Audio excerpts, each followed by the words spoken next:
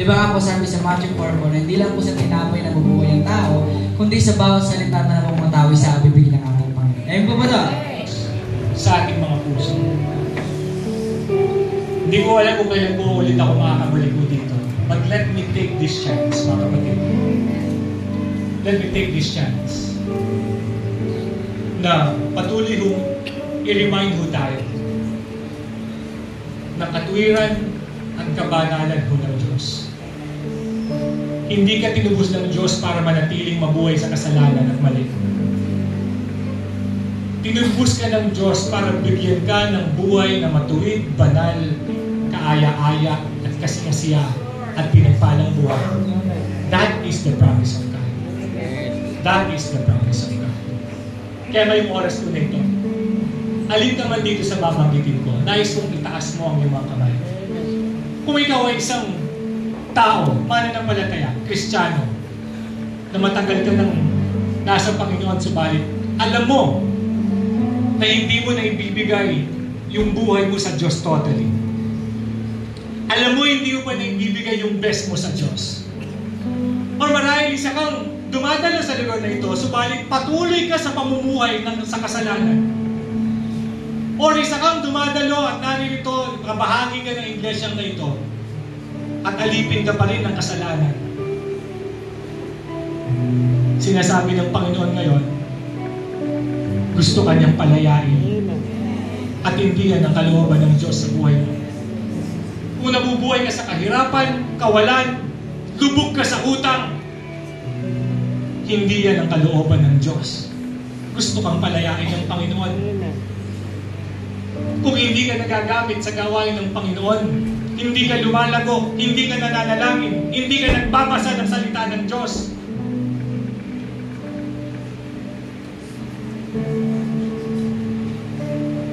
hindi mo naririnig at nararamdaman marahil ang pagkilos ng Banal na Espiritu sa iyong buhay. Nais ng Panginoon na maranasan mo ang paghipo ng Diyos sa oras na ito.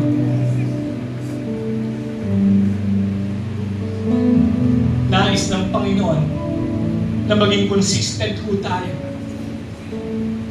Kung tayo po'y Kristiyanong akyat baba, alis balik, hindi po yan ang kalooban ng Panginoon.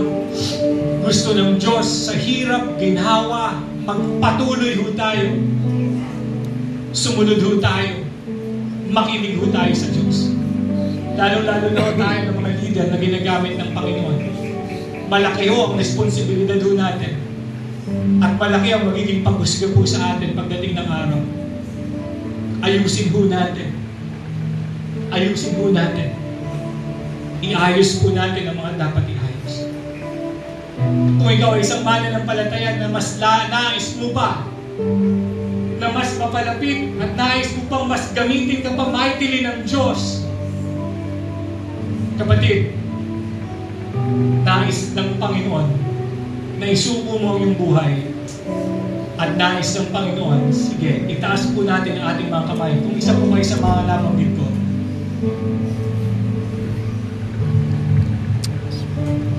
nang may buong puso, buong pagsuko sa Diyos, nangungusap ang Banal na Espiritu.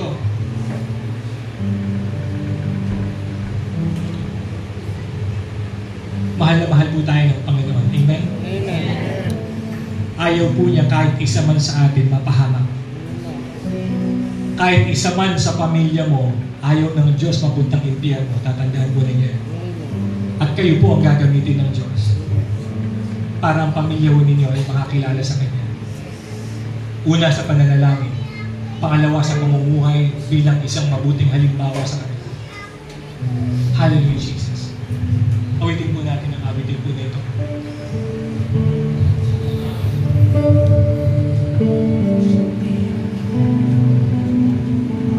Worship.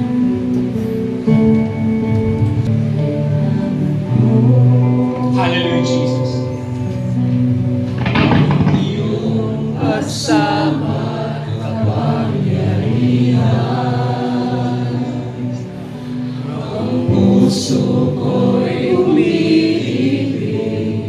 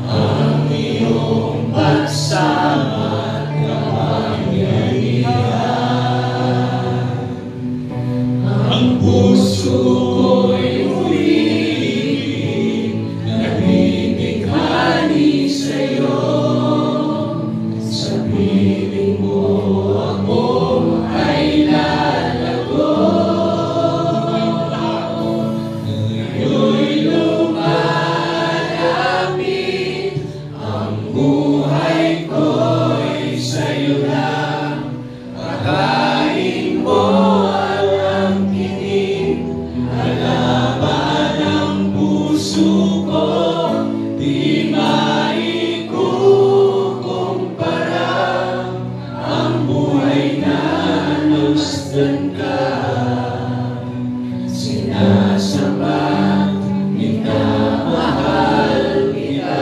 Manalangin tayong lahat. Ngayon'y lumalapit,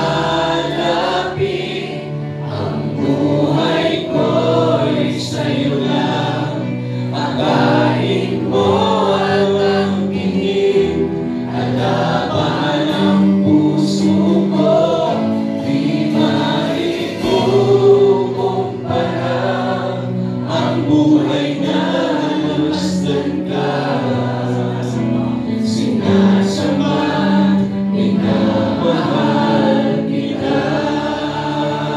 Sinasamba. Sinasamba, minamahal kita. Sinasamba, minamahal kita.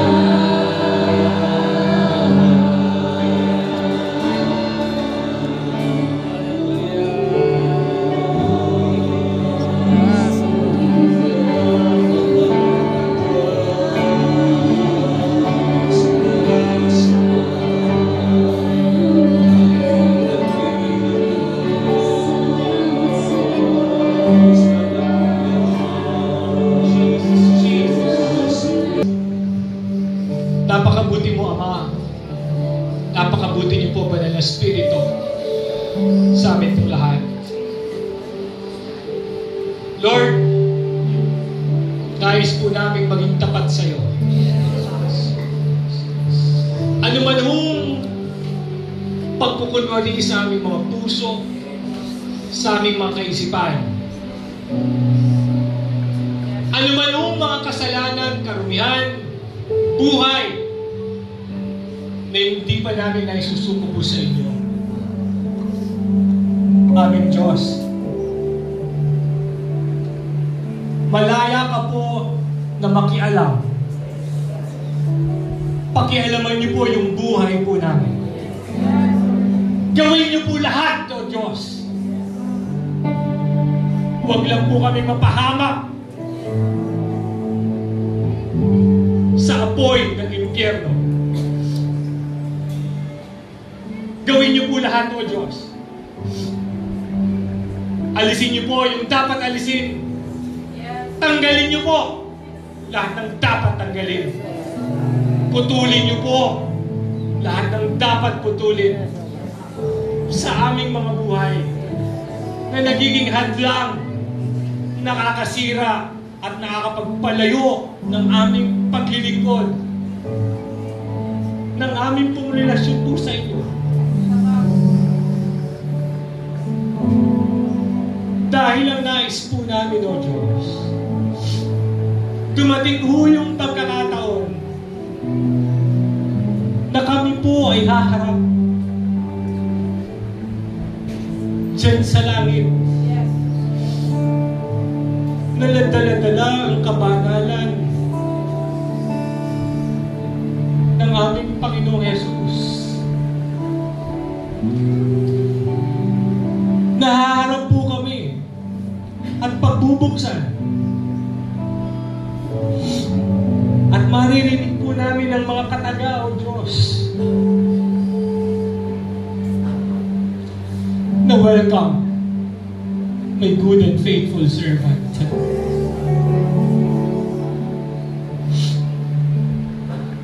Kaya, Panginoon,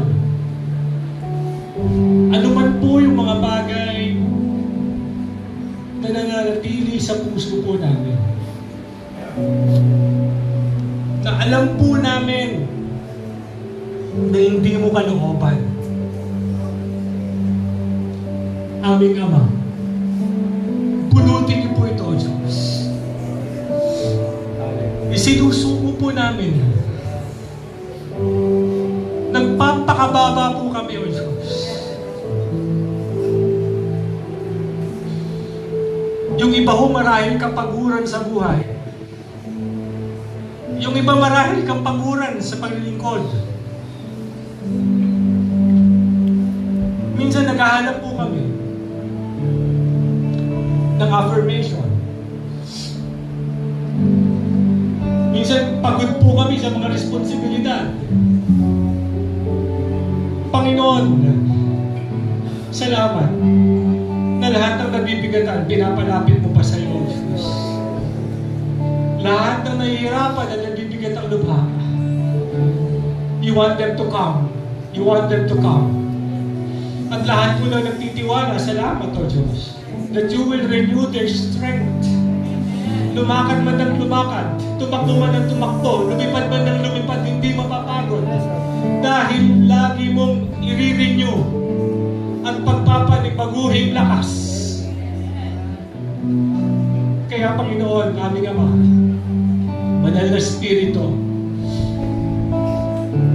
kami mga tao na alam mo lahat ang aming mga kahinaan, alam mo lahat ang aming mga pagkukulang, O Diyos.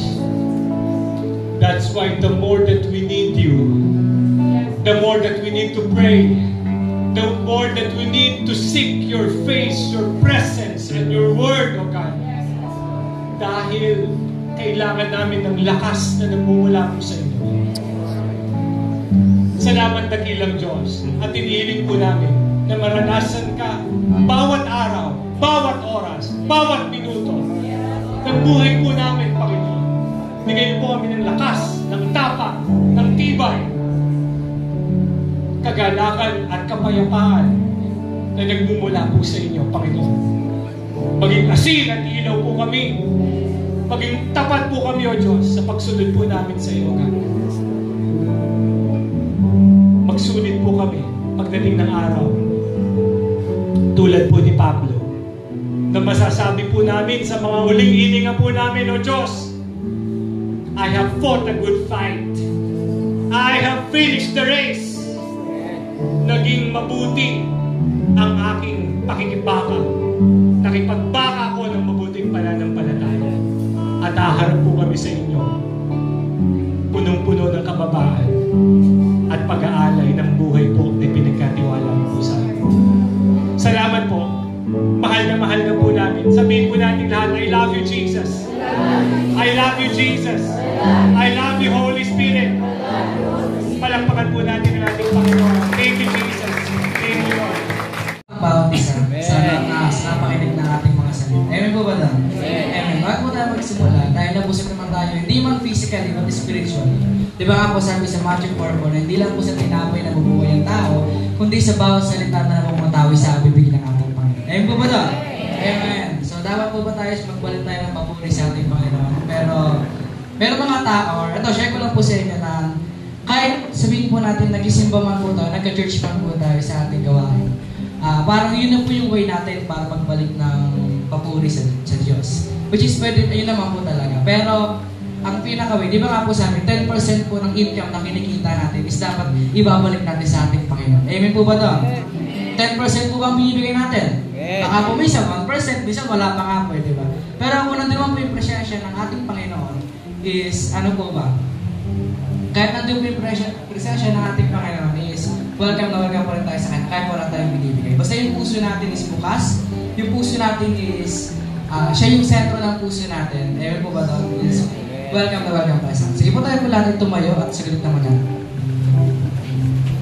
Tayo po manalangin. Ama namin Diyos, na pinakabanal at mga pangilihan sa lahat, Panginoon. O Lord, patuloy mo kami turuan, Panginoon, ang mga puso't isipan, O Lord, turuan mo kami turuan, O Lord, na magbalik kami, Panginoon, ng papuri sa iyo, Panginoon. Yung pagpapala na nararapat na para sa iyo, Panginoon. Ganun din, Panginoon, na hindi kami napipilitan, Lord, sabi sa iyong salita sa 2 Corinto, Kabanata, versikulo 7, O Lord, na magbigay kami, Panginoon, na sa aming sariling pasya, hindi napipilitan lamang, Panginoon. Ganun din, Panginoon, sa salaping maliligong, Panginoon, ikaw yung bahala, O Lord, na gamitin ito pang sa Panginoon sa ikalalaman ng iyong ministeryo. Ganun din, Panginoon, sa family Palasyo, Lord, kay Pastor Alan, Lord, sa kanya buhay na ginamit mo, Panginoon, na nagayag na yung mabuting salita. Patuloy mo silang samahan, Lord. Protektahan sila, Panginoon, kasama po sila dalawa. Kung kasama dalangin sa pangalan ni Jesus. Amen. Sa iyong kapatiran, sa iyong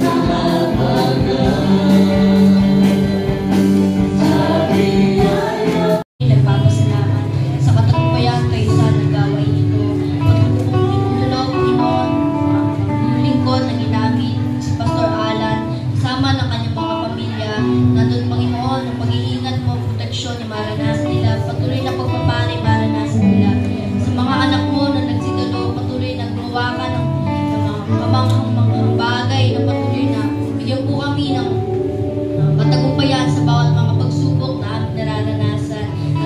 namin ikaw po ang kapahingahan sa bawat makapasok